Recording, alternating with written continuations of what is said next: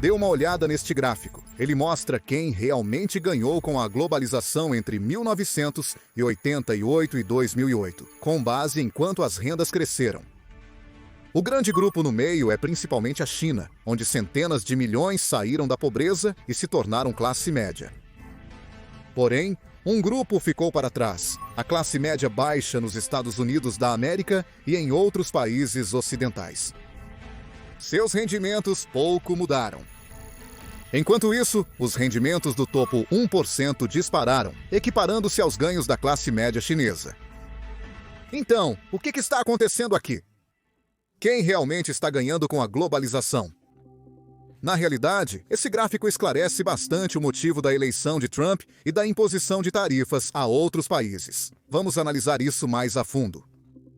A China quer promover a história de que todos se beneficiam da fabricação na China. Mas, ao analisar os fatos e números, percebe-se que a história da China é apenas propaganda e mentira. Agora, tenho certeza de que o exército de bots do primeiro comando da capital não ficará feliz com este vídeo, expondo as mentiras da China. Então, se puder, ajude-me a combater o exército de bots curtindo e se inscrevendo abaixo. Cada ação sua ajuda a manter nossos vídeos no YouTube. A história começa em 1947, logo após o fim da Segunda Guerra Mundial. Membros das Nações Unidas se reuniram na Suíça para assinar o histórico Acordo Geral sobre Tarifas e Comércio. 23 nações concordaram em diminuir as tarifas cobradas no comércio internacional, com os Estados Unidos da América liderando essa iniciativa. Nesse momento, Europa e Ásia estavam em ruínas, e o Sul global ainda não tinha se industrializado. No final da década de 1940, os Estados Unidos da América representavam mais da metade do produto interno bruto global, um monopólio inédito. Além disso, como detinham a maior marinha do mundo, os Estados Unidos da América poderiam garantir as rotas de livre comércio. Os Estados Unidos da América queriam usar isso como ferramenta de soft power. Ao abrir o comércio com nações da Europa e Ásia, a América se popularizaria no exterior. Além da consideração geopolítica, havia outro motivo para promover o livre comércio. Segundo a teoria das vantagens comparativas, o livre comércio promoveria o crescimento econômico. Não vamos te aborrecer com os detalhes, mas basicamente é assim. Se cada país produzir os bens e serviços nos quais é melhor, a ideia é que todos terão mais bens e serviços no geral.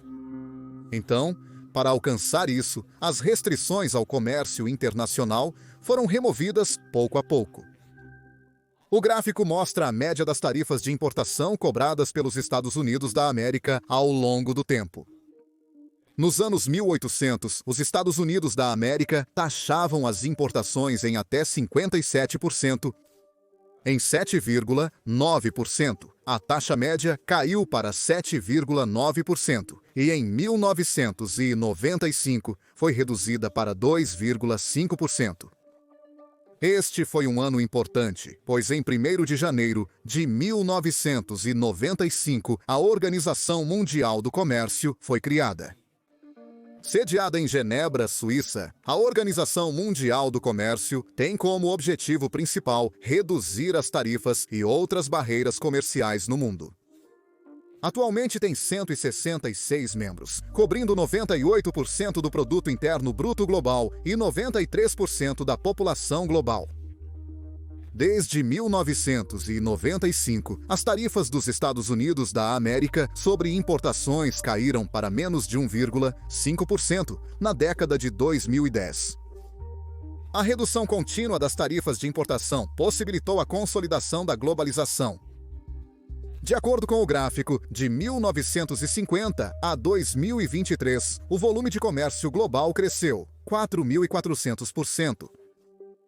Isso teve um enorme impacto positivo no produto interno bruto de todos os países do mundo, com o produto interno bruto global passando de 12 trilhões em 1950 para 167 trilhões agora, medido em dólares de 2021. Parece ótimo, certo?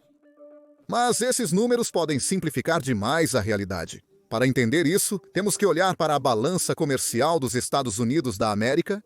Basicamente, é o saldo de quanto os Estados Unidos da América vendem para outras nações, menos o quanto compram de outras nações. Essa venda é chamada de exportação e a compra de importação. E neste gráfico, podemos ver o saldo comercial dos Estados Unidos da América ao longo dos anos. É negativo e está caindo rapidamente. Os Estados Unidos da América estão importando muito mais bens e serviços do que estão exportando.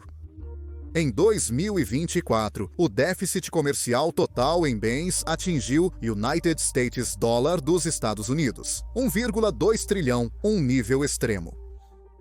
O déficit comercial começou a se consolidar nas décadas de 70 e 80. Naquela época, era principalmente o Japão que estava tirando dinheiro dos Estados Unidos da América, dominando as importações americanas com seus carros e eletrônicos. Como resultado, o Japão se tornou a segunda maior economia mundial, com perspectivas de ultrapassar os Estados Unidos da América no futuro. Soa familiar, não é? Como você pode imaginar, muitos não aprovavam as ações do Japão. Isso incluía um empresário em Nova York, Donald Trump. Ele já era famoso na televisão e em uma entrevista em 1998 expressou suas opiniões sobre o Japão. Ele afirmou que permitimos que o Japão despejasse tudo em nossos mercados, o que não é comércio livre. Se você for ao Japão agora e tentar vender algo, esqueça, é praticamente impossível. O que ele estava apontando é que o Japão cobrava tarifas mais altas sobre os produtos dos Estados Unidos da América do que os Estados Unidos da América cobravam sobre os produtos japoneses. Além disso, a legislação japonesa dificultava a entrada de empresas americanas, criando uma barreira técnica à entrada. Isso não é realmente livre comércio. Claro, em 2025, o Japão não está mais no topo da mente de todos nos Estados Unidos da América. Hoje, o verdadeiro problema está com a China. A China apresentou um enorme crescimento econômico nos anos 1990 devido a reformas internas e sua abundante mão de obra barata, tornando o país extremamente competitivo na manufatura. Muitas empresas terceirizaram sua manufatura para a China, levando a um enorme boom de exportações chinesas. Grande parte dessas exportações chinesas iam para os Estados Unidos da América, tornando a China o maior exportador para o país. Até 2028, isso resultou em um déficit comercial recorde de United States Dollar dos Estados Unidos, 419 bilhões, equivalente a aproximadamente 2% do produto interno bruto americano. A China é a maior contribuinte para o déficit comercial total, mas países como México, Vietnã, Alemanha, Japão e Canadá também adicionam centenas de bilhões a ele.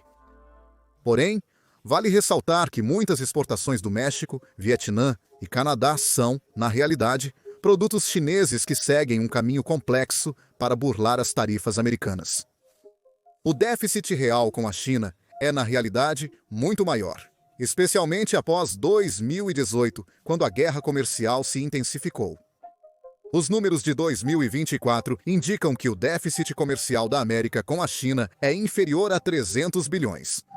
Mas é muito maior considerando esse redirecionamento de mercadorias. Agora, o motivo pelo qual muitas pessoas estão falando sobre esse déficit comercial é porque é uma questão de empregos.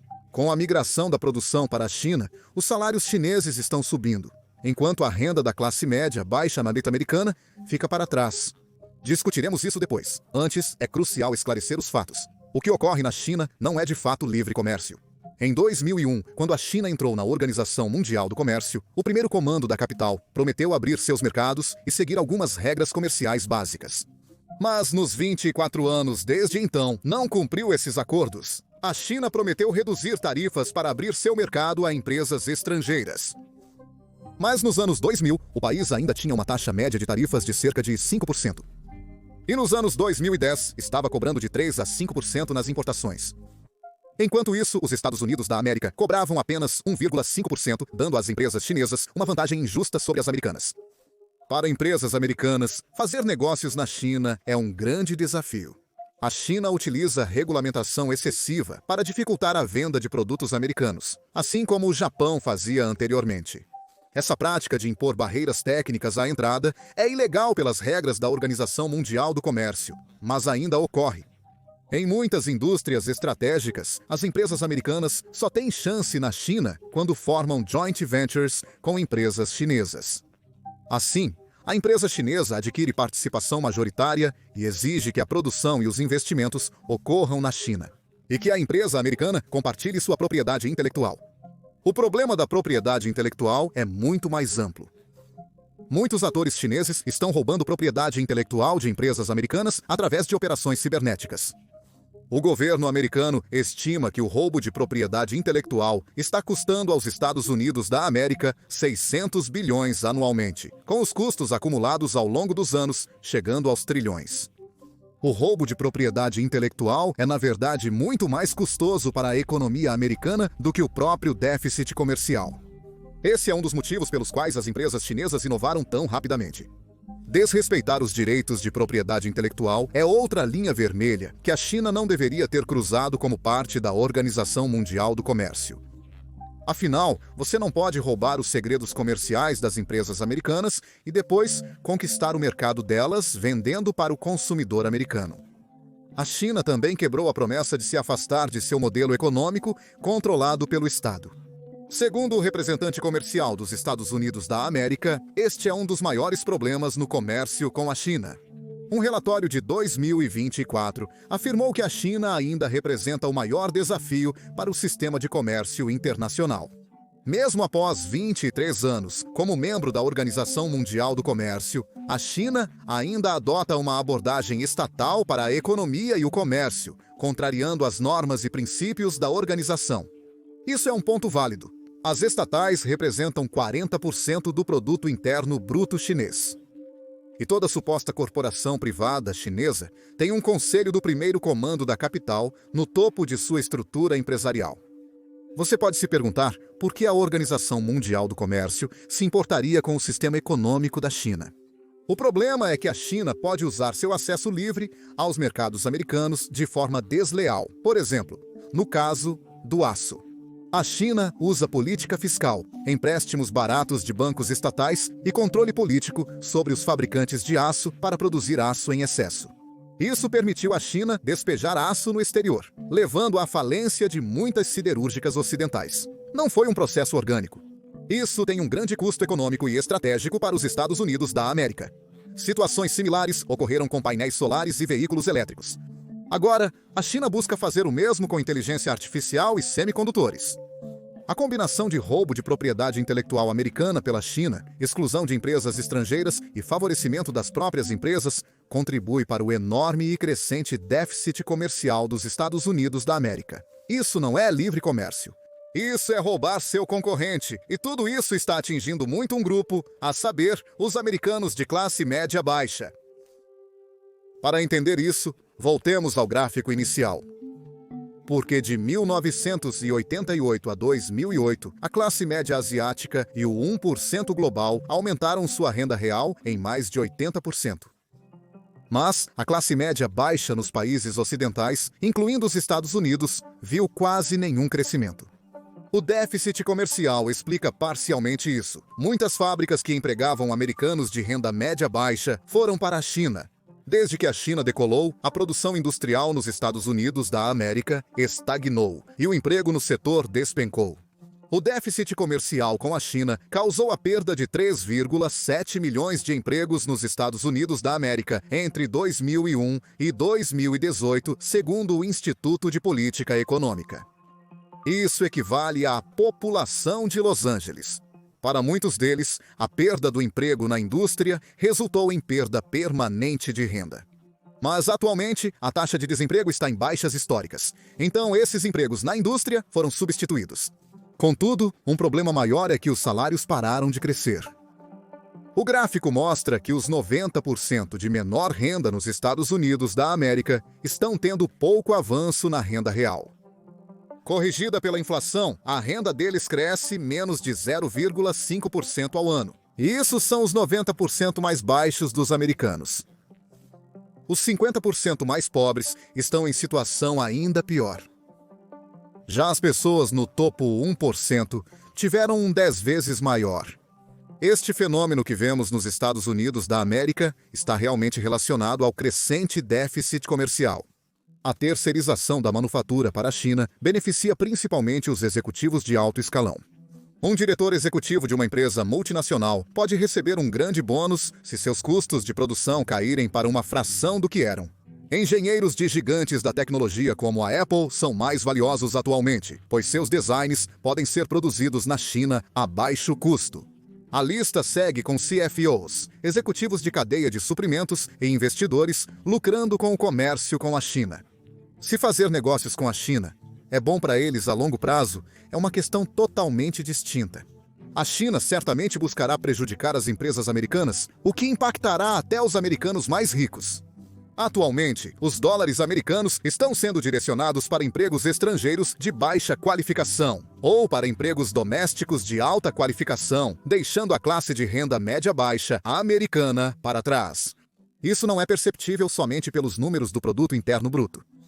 É verdade que tanto a China quanto os Estados Unidos aumentaram muito o seu Produto Interno Bruto nas últimas 2 décadas.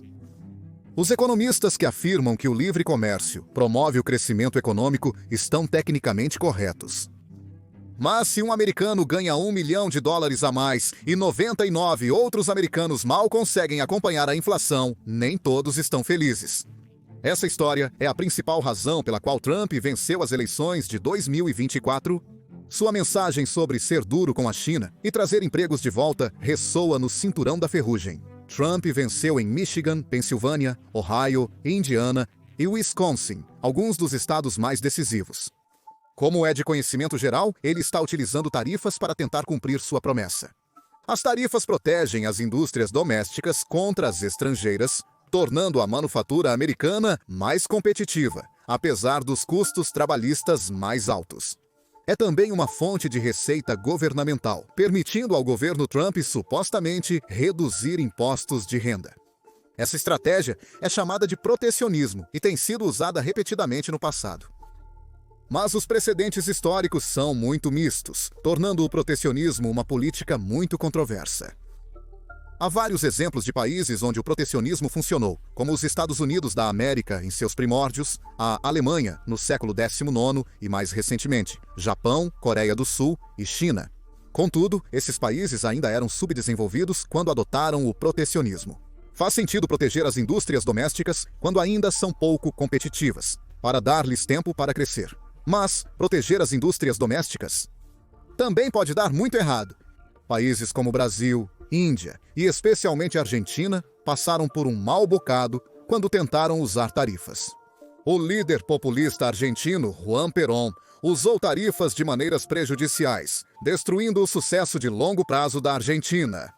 O risco do protecionismo é que as indústrias nacionais não têm incentivo para se tornarem mais competitivas.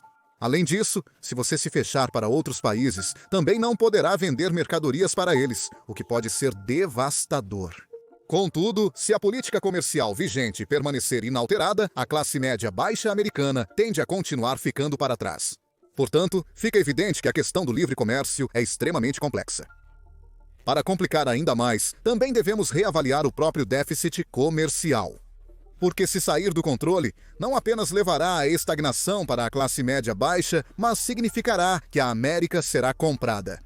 Quando a América compra mais do que vende, inevitavelmente, países como a China acabam com um superávit de dólares. A China usa esses dólares para reinvestir nos Estados Unidos da América. Eles investem seu dinheiro em títulos do Tesouro dos Estados Unidos, da América Dívida Corporativa, ou até mesmo no mercado de ações. Investidores chineses também adquirem vastas áreas de terras agrícolas e propriedades imobiliárias nos Estados Unidos da América. Assim, os dólares voltam aos Estados Unidos da América no que os economistas chamam de balança de pagamentos, o que não é necessariamente ruim. Isso mostra que os Estados Unidos da América são populares para investimento e o déficit comercial ajuda a baixar os preços para os consumidores americanos, mas pode sair do controle. Atualmente, 24% da dívida do governo dos Estados Unidos da América pertence a estrangeiros. Investidores chineses e estrangeiros detêm 30% da dívida corporativa. E o mercado de ações, que é 20% de propriedade estrangeira, e no setor imobiliário há um desenvolvimento semelhante ao longo dos anos. Cerca de 10% das vendas de propriedades residenciais dos Estados Unidos da América foram para investidores chineses. Nos últimos 15 anos, investidores estrangeiros compraram casas no valor de United States Dollar dos Estados Unidos, 1,2 trilhão nos Estados Unidos da América. Além disso, estrangeiros possuem mais de 40 milhões de acres de terra agrícola nos Estados Unidos da América, uma área equivalente ao estado de Washington. Se investidores estrangeiros, e especialmente os chineses, continuarem acumulando ativos nos Estados Unidos da América, pode haver um problema. Afinal, você não quer que o governo e as empresas privadas estejam massivamente endividados com a China.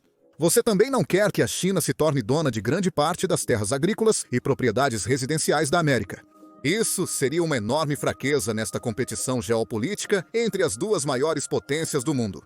Para se manter informado sobre a guerra comercial entre China e Estados Unidos da América, inscreva-se no canal. O YouTube acabou de fazer um anúncio impressionante. Está pagando aos criadores 64 milhões de dólares por dia. Por quê? O YouTube não possui criadores suficientes. É por isso que você vê vídeos na sua página inicial com menos de 1.000 visualizações, como este. Agora, é claro, isso não significa que todos devem começar um canal. Mas, se você já se perguntou sobre começar um canal no YouTube ou um canal no YouTube sem rosto como este, bem, agora é o momento perfeito. O YouTube está investindo milhões diariamente em criadores, promovendo cada vez mais canais novos e menores. Mas sei que muitos de vocês têm dúvidas sobre como iniciar e fazer um canal crescer. Recebemos perguntas no nosso e-mail o tempo todo de alguns de vocês. Então, decidimos reunir todos os nossos conselhos sobre o YouTube em um único treinamento intensivo, totalmente gratuito. Se você quer criar um canal no YouTube, inscreva-se neste treinamento intensivo clicando no link na descrição ou na tela. Inscreva-se agora porque, infelizmente, ao contrário dos vídeos do YouTube, o treinamento é como uma chamada no Zoom. Então, é limitado a apenas 100 pessoas. Ok, vamos voltar ao vídeo.